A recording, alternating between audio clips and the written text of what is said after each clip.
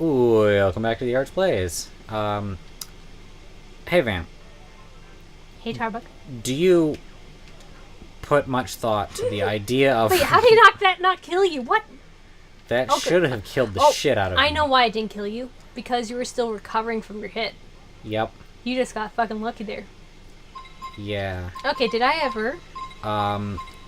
Do you want to make yourself relatable? Do you think of yourself as a relatable character? I don't know. Do you think there's any value in being a relatable character? I think there is value in being a relatable character because people will be kind of drawn to you, or they'll be drawn to your narrative, I guess. But I think people don't really understand what makes a person relatable necessarily, or like even in media. I don't think about making myself relatable. If anything, I tend to find that I'll actively do things that, in my mind, would make me unrelatable. Like, going against the grain of thoughts about certain media. But I feel like when I do my real talk moments, like, talking about self harm and stuff, then I become relatable. Mm-hmm. But otherwise, I don't really think about it. Hmm. And I don't really care much about it except for those moments where I talk about serious things like self harm and mental illness. Well, I saw some claim by some YouTuber person that I no longer remember. It may actually have just been a conversation that we had or something, where, no, this was one of the topics that I brought up to Digi on Digibro versus everybody. Is the concept of relatable characters is bullshit, and there's no such thing as a relatable character because it's 100% about how well written is this character, Yeah. and there's nothing else to it. Yeah, and I feel like when, like, writing it, like, for people who, even with well written characters, can't get behind someone, I think it's more of a failure of empathy than they're not relatable. Yeah, because, like, people say, like, saying that Goku is a relatable character, probably true. But the idea that Goku would be a relatable character and a normal human would not be is fucking psychotic. Yeah, like, if your like idea of what makes a relatable character is how much like me are they, then that's kind of bullshit because there's a lot of media out there with very supernatural and magical aspects to it, and yet you're still able to call these characters your favorite and so relatable. Yeah, they're Like, relatable because of what they think and feel as far as how they relate to the situations, not because of the nature of the situations they get put into. yeah, I mean, no one, like, by that logic, no one should be able to relate to Goku because no one could No one live Goku's life. no one has been an alien monkey man on a different alien planet with their human friend. Who regularly saves that planet. Yeah. Nobody like turns gold and flies. Yeah. I mean, there are certain points where someone becomes more relatable if they've had experiences that you have, but that's not the only thing that makes someone relatable. Yeah, it's so the idea of relatable characters is bullshit. Yep. And from that angle, I guess what I'm asking is, do you think it's valuable to, on your show, develop your narrative in a way that makes people relate to you? Is that something you want to do? It's probably something that I shouldn't, like, discount. Like, it'd probably be useful to have, but I don't care about my narrative. Like, I'm just a person making fucking videos. Like, whenever I do anything narrative wise, it's only as a one off fucking joke.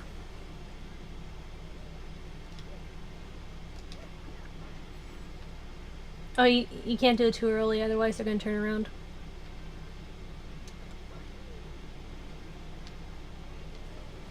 Okay, come get me. Gotcha. Yeah. Eat a dick. Like, I don't really care a whole ton about my narrative. That's interesting to me. Because that was one of the key phrases in the Digi Outlook, is talking about people and things and really everything in terms of its narrative. Because that's how people process the world in general. Yeah, and I'm not surprised. And as I said, I probably really should be thinking about my narrative and constructing it in a certain way. And, when I think about it, like, I incidentally do it, like, with being like, oh, I guess I'm this kind of reviewer now. Yeah. But, well, that's just more of a silly thing that I just say for me, mainly. And part of it is that your narrative, like, having a narrative at all, is unavoidable. Well, because yeah. people will draw connections between the things that you do. And I don't want to have to artificially set one up. Or... that's. I'm not asking. Do you want to artificially make a thing? But like, yeah, but I don't really want to like think about what moves I want to take to project a certain person in my videos. I just want to be me, whatever me is, and whatever you take out of my videos, okay. If I think you're just fucking wrong, then I will tell you, and I'll endeavor to be more closer to who I am, I guess. But I don't really care about crafting it purposefully, and maybe that makes me a worse off artist. Yeah, because what I was going to say next was like, well, what about like, oh no, here's a better way to phrase it. I think maybe that it would be worth thinking about making yourself more relatable to people by giving you the development that lets people relate to you often. How do I go about that? A lot of it is just talk about yourself. See, but that goes back to my thing about I can't talk about myself because either no one will care or I'm just gonna say the wrong thing.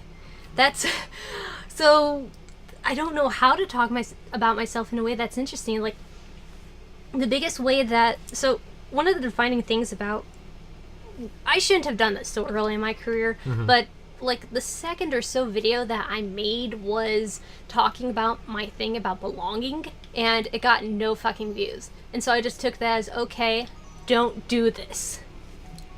And yeah, maybe I shouldn't have done it so early, but I don't know how to construct it in a way where people will actually want to click on it.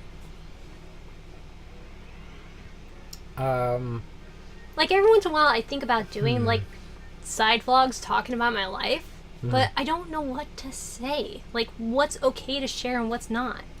Everything, like, if we've learned anything from Digi, it's that everything is okay to share, but people will come at you. Yeah, I'm not like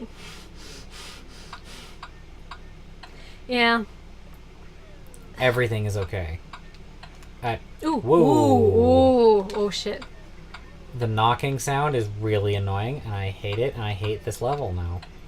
Fair enough. But it's good to have some sort of... I don't know, I think it's a decent, like, thing to... Like, if it wasn't... Yeah, it's a cool level gimmick, I just wish it didn't make sound with the controller. Yeah, if it was, like, something in there, then it'd make more sense.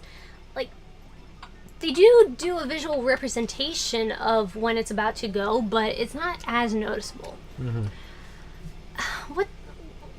I guess now I'm just asking, what should I do? How should I go about talking about myself? Because my current format doesn't really give that so much, except for, like, when it happens to tie into a topic that I'm discussing. Well, you would then be deciding something to say about yourself and then looking for an on-ramp. Because that's what Digi did. One of my favorite videos of his is that. The... Fuck. One of the few that I keep going back to time and again. Or, you know what, an even better way to talk about that would be the Season 4 diaries from My Little Pony. Season 4 Diaries. You know, the one where he was like... Yeah, I watched where he some of that, redrew. but... Yeah. He would be using each of his, like, his episode take to... Fucking hell, I hate this level. It's interesting. Yeah, episode It's take. just like, he would choose an episode or something about the episode as an excuse to talk about something about himself and about his life. So, choosing a piece of media that is relevant to you to talk about your life. And you've kind of already done that with your hook thing. Yeah. I hate everything. Again, I'm caught at the what should I talk about thing. I feel like this is something where you're going to have to give me ideas starting off, and then once it becomes ingrained into my brain on how to think about it, then I'll be able to go on my own. But until then, I'm kind of lost. So I guess what you're saying is, I am the reason you're successful. A little bit, yeah, a little bit. Like, In fact, it was even my idea to push you into YouTube. well, not necessarily. Like, you made my dream a reality. That's what you did. But, like, ever since I started watching, like, The Phantom Reviewer and started getting into nostalgia critic type stuff, I've been always like, man, this is something I could do, and it seems like it'd be super fun. Oh, you forgot to jump. Ooh, oh. Pro strats. Yeah. But you made it a reality. Like, you gave me the tools, and you actually, like, endorsed me, like, dude, you should do this. You know, giving me more than just the flight of fancy motivation to do something. I really like encouraging the people in my life to do stuff like that. Fuck. Oh, fuck. Well, hey, at least you hit the flag. Yeah. And, you know, but... So you didn't, like... You didn't give me the idea to start YouTube, but you certainly encouraged me. And you also... Like, you did also help me, like, figure out a format of how to do the type of video that people wanted, where it wasn't just me talking, like, there was actual visuals to it, too. Mm-hmm. Like, and all I really did was watch thousands of hours of YouTube and recommend you Digi's old style that he abandoned years ago. Well, not so much that. Like, I didn't do that when I did it, but you just simply said you don't have to finally edit them. You could just throw shit on there and call it good. Yeah. And that was the push that I needed. PBS Idea Channel kind of did the same thing for their visual interest. It was just a guy talking into a camera, and they had some funny GIFs, GIFs, GIF for life. They had some funny GIFs in the corner to illustrate whatever point he was making. Yeah. It was just normal human speech. Guy rants into a camera. Rants is a little too strong. Guy talks into a camera. And that plus some editing jokes, and that's it. Yeah. That was the whole show. That and the fact that the show was very heady. Yeah. And it attracted a very particular crowd. The kind of crowd who gets obsessed about stuff. Yeah. I think we should talk after recording, like, about serious, what kind of things should I talk about. Because I also don't know what'd be interesting, really. Like, because I live as me every day, my life is kind of mundane sometimes. Well, here's one that comes to mind immediately. How about a couple episodes where you were talking about how you, like, feel like you can't talk about yourself? Because you, like, it was beaten into you that you should never ever talk about anything to anyone about anything.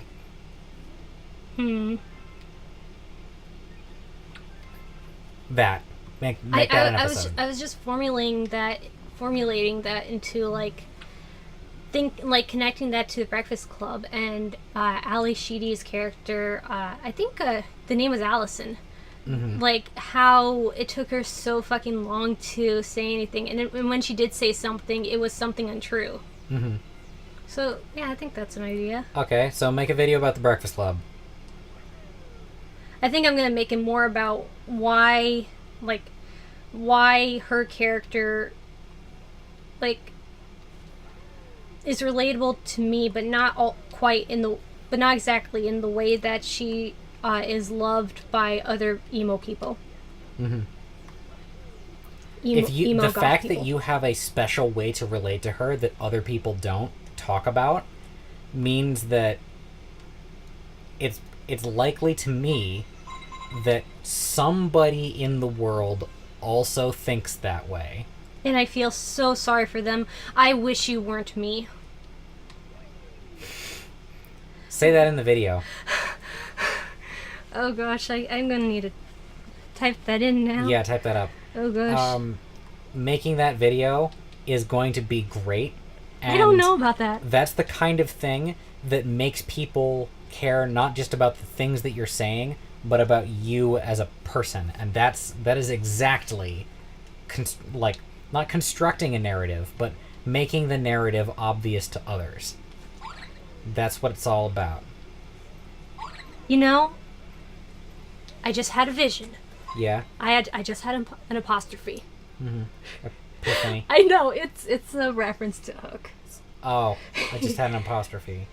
Okay. I think the word you don't mean is remember epiphany. it. Yeah, no. Well, you haven't seen it like a shit ton of times like I have, but so I just had a thought, what if I have a Breakfast Club week where I do that video for the first part of the week, and then the second part of the week is my video about why Victorious was a fucking stupid way to have a parody homage to the Breakfast Club. Yeah. Do that. Yeah, I love it.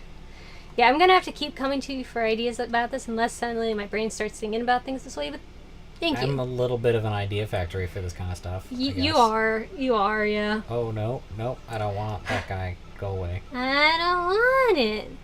Don't want it. Hey, the other topic that we were considering talking about was be interesting, get sex. So Do you actually want to talk about that now? I'm Are you gonna asking you, uncuck do me? you have the... Are you gonna cuck me? Do you finally want release? Do you want to know what I had planned for that? Daddy, please touch my buttons. Whoa! It came to mind, I had to say it, I had to let it go, I couldn't hold it in anymore. There's just this build-up, I had to release it. You're doing this on purpose. I am, yes. Now give me your soda and tell me about All this right. thing. Next time on the Arch Place. Bye.